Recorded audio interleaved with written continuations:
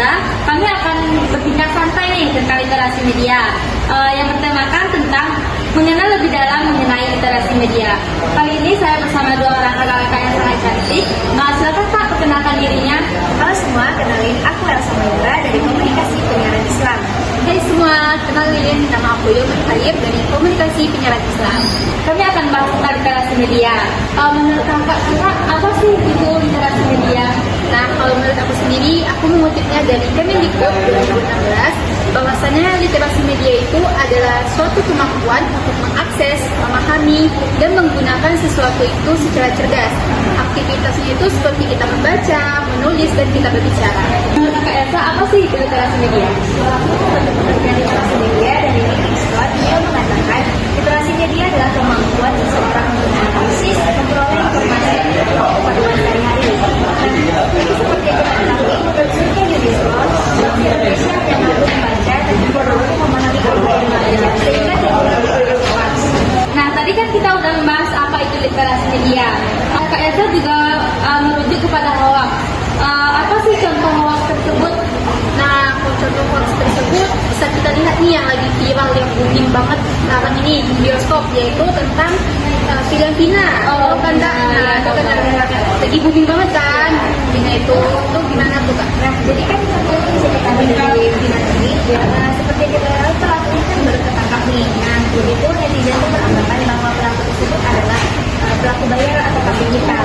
Nah, padahal kan netizen tuh nggak tahu nih sumber dari mana sih kalau misalnya bisa dikatakan adalah pelaku bayaran atau kambing hitamnya nih. Mungkin karena netizen juga beranggapan karena masa sih polisi nggak bisa menangkap pelaku tersebut selama 8 tahun.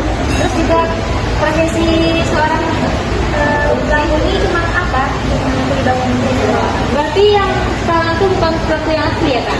Bisa bilang enggak, belum maksudnya itu bukan pelaku asli atau enggaknya, tapi belum jelas lagi Kak. Maksudnya Kak, cuma kayak sifat siuk gitu kan Kak, masih hanya pendapat dari netizen ya, masih belum bisa dikatakan belum jelas gitu.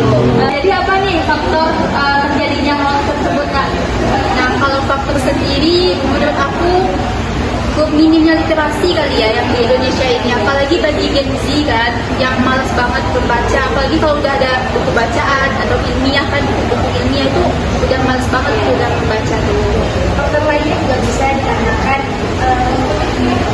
masyarakat itu mengambil setengah-setengah berita, hanya bacanya di awal doang tapi nggak sampai habis, jadi itulah sebuah berita yang hoax dan nggak tahu sebabnya dari mana, sehingga terjadilah berita yang hoax dan simpang siur gitu. Kenapa sih banyak orang yang malas membaca itu?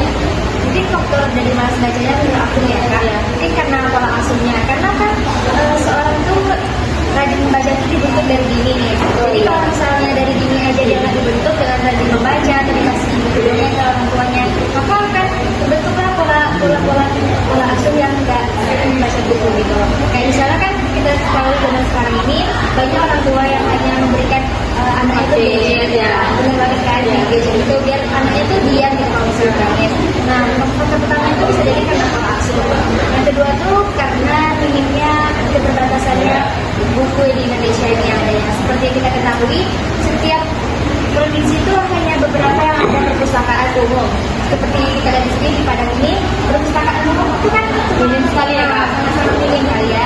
Kalau misalnya di kota Jogja kan ya, nah kalau kota Jogja itu kan banyak banget kan, dimanapun ada di kafe ataupun di mana-mana ada pojok bacanya. Jadi bisa dikatakan kalau di Jogja itu adalah literasinya agak tinggi.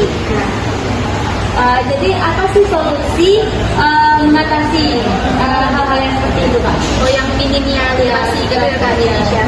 Mungkin dengan seperti membuat pustaka yang lebih besar lagi, itu banyak yang banyak, dan kalau bisa buku-bukunya lengkap lah ya Kak ya. Kalau bisa gitu.